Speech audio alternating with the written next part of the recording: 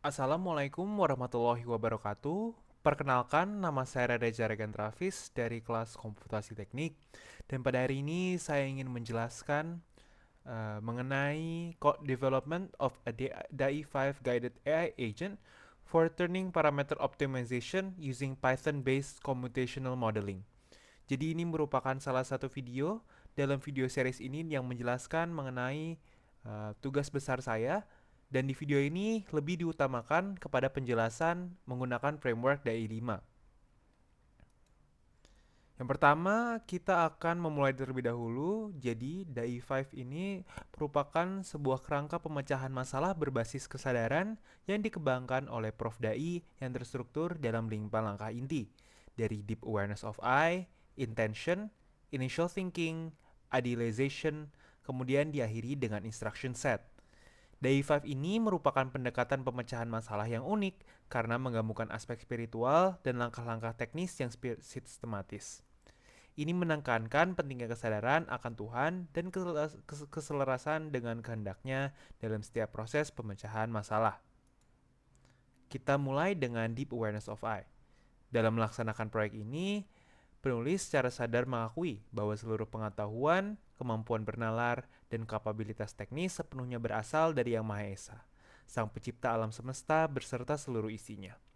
Kesadaran ini menumbuhkan sikap rendah hati dan tanggung jawab dalam proses rekayasa, dengan menyadari bahwa intelektualitas manusia bersifat terbatas dan bahwa pemahaman sejati lahir melalui pengingatan kepada Tuhan. Keadaan kesadaran ini selaras dengan konsep nafs, yaitu realitas dasar manusia yang tertanam di dalam hati atau kolbu, yang mengatur niat, persepsi, dan juga perilaku etis. Dengan menjaga kesadaran ini selama proyek, penulis berupaya memastikan bahwa pengembangan kecerdasan buatan tidak semata-mata berorientasi pada efisiensi teknis, tetapi juga pada kebenaran, bertanggung jawab, dan kemaslahatan bagi umat manusia. Kemudian, untuk intention, niat dari proyek ini adalah untuk mengembangkan sebuah alat rekayasa berbasis AI yang membantu pengambilan keputusan dalam proses manufaktur dengan tetap berlandaskan pada prinsip etika, kejujuran, dan kebermanfaatan. Proyek ini dimaksudkan sebagai sarana pembelajaran dan kontribusi, bukan untuk glorifikasi diri, serta dijalankan semata-mata karena Allah Subhanahu wa Ta'ala, dengan tujuan memajukan pemahaman teknik, kejernihan edukasi, dan penggunaan kecerdasan buatan yang bertanggung jawab. Kita berlanjut kepada initial thinking about the problem, di mana di sini kita bagi menjadi dua, yaitu permasalahan teknis dan metodologis. Untuk permasalahan teknis, terdapat kebutuhan untuk mengoptimalkan parameter pembubutan secara sistematis. Namun, terdapat kendala-kendala yang harus dipertimbangkan, seperti batas daya mesin, batas kekasaran permukaan, umur pahat, dan juga biaya per komponen. Selain itu, diperlukan metode numerik yang andal, stabil, dan juga mampu menangani kendala secara nonlinear. Untuk permasalahan metodologis, tantangannya dalam memastikan sistem AI ini transparan dalam proses penalaran, dapat diverifikasi secara teknik, dan tidak menghasilkan rekomendasi yang tidak didasari secara fisik. Kelemahan pendekatan AI yang ada tidak menangani kendala eksplisit, tidak merujuk pada model first principles, dan sulit ditelusuri dan diuji ulang. Motivasi saya sendiri untuk mengembangkan sistem ini adalah untuk mengembangkan agen AI berbasis teori pemrosinan fundamental dengan komputasi terstruktur dan kendali, serta kerangka nilai yang jelas dan bertanggung jawab. Kita lanjut kepada tahap idealization, di mana untuk menjaga keseimbangan antara realisme dan keterkelolaan komputasi digunakan idealisasi kepada beberapa parameter, seperti pemodelan gaya potong yang menggunakan model gaya potong spesifik linear, pemodelan kekasaran permukaan yang menggunakan pendekatan geometri pembubutan, pemodelan umur pahat dengan menggunakan persamaan Taylor, perhitungan daya dengan mendasarkan gaya potong dan kecepatan potong, pemodelan biaya per komponen yang merupakan kombinasi waktu pemesinan dan konsumsi dan penggantian pahat. Mengapa ini dipilih untuk diidealisasi? Karena ini umum digunakan untuk analisis permesinan, teruji secara akademik, dan juga memberikan keseimbangan antara kesederhanaan dan akurasi teknik. Kita berlanjut kepada instruction set, di mana pada step pertama kita mengkurasi dan menyusun basis pengetahuan atau knowledge curation. Di sini kita mengumpulkan teori permesinan yang relevan dengan optimasi pembubutan, seperti gaya potong, kekasaran permukaan, konsumsi daya, umur pahat, waktu permesinan, dan juga biaya per komponen. Selain itu, kita juga menyusun pengetahuan dalam bentuk terstruktur, dari definisi variabel dan satuan, model matematis dan asumsi, batasan fisik dan proses, serta interpretasi engineering dan trade-off-nya.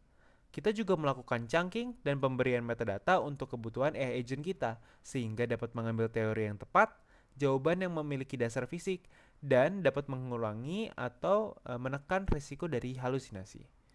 Setelah itu, kita melanjutkan ke step 2, yaitu mengembangkan template komputasi Python-nya, di mana kita mengembangkan template Python baku sebagai ground truth dari komputasinya.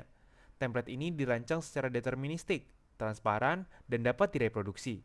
Struktur utama template-nya terdiri dari data classes, model permesinan, formulasi optimasi, solvernya yang menggunakan SLSQP atau Sequential Least Squares Programming, keluaran berupa parameter umum, optimum, status kendala, dan visualisasi hasil, dan kita juga menetapkan guardrails pada template AI tersebut agar dia validasi satuan dan rentang input, pencegahan pelanggaran kendala fisik, dan struktur kodenya yang tidak dapat dimodifikasi oleh AI.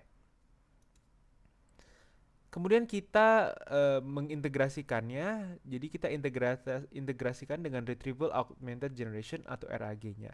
Jadi kita menyematkan atau mengupload basis pengetahuan pada step pertama, template Python pada step 2 ke dalam sistem RAG-nya.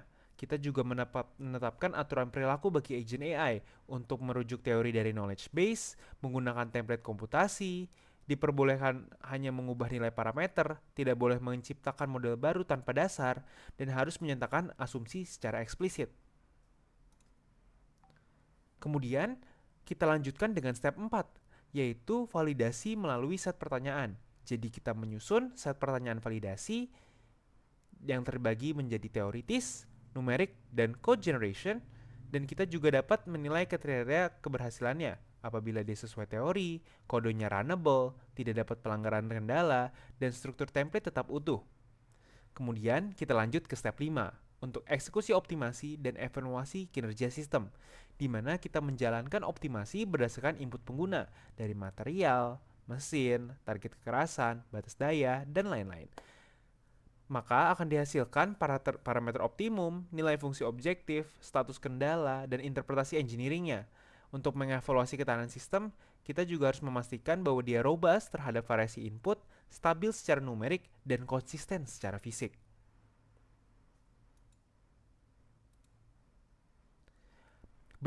Saya sudah menjelaskan mengenai tahapan-tahapan yang telah dilaksanakan pada proyek ini.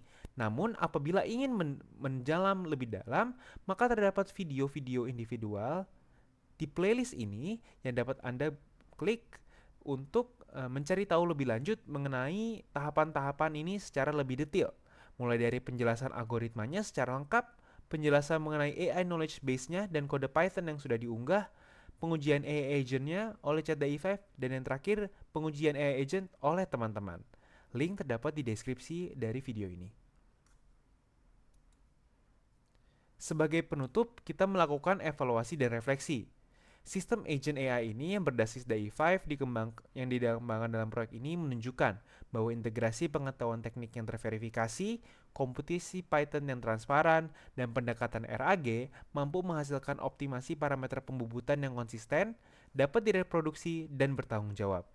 Penggunaan basis pengetahuan yang jelas, serta tempat komputasi yang baku, membantu menekan risiko halusinasi AI dan memastikan bahwa setiap rekomendasi memiliki dasar fisik dan rekayasa yang dapat dipertanggungjawabkan. Lebih dari sekedar pencapaian teknis, sistem ini menegaskan bahwa kecerdasan buatan harus diposisikan sebagai alat bantu, bukan sumber kebenaran, serta dikembangkan dengan niat yang lurus, kesadaran etis, dan tanggung jawab keilmuan. Dengan demikian, proyek ini diharapkan dapat menjadi kontribusi kecil dalam pengembangan AI rekayasa yang lebih bermanfaat, amanah, dan berorientasi pada kebaikan semata-mata karena Allah Subhanahu wa taala. Amin amin ya rabbal alamin. Mungkin sekiranya itu yang dapat saya sampaikan pada hari ini. Jangan lupa untuk mengecek video-video lainnya untuk lebih detail. Selebihnya mohon maaf. Wabillahi taufiq wal hidayah. Wassalamualaikum warahmatullahi wabarakatuh.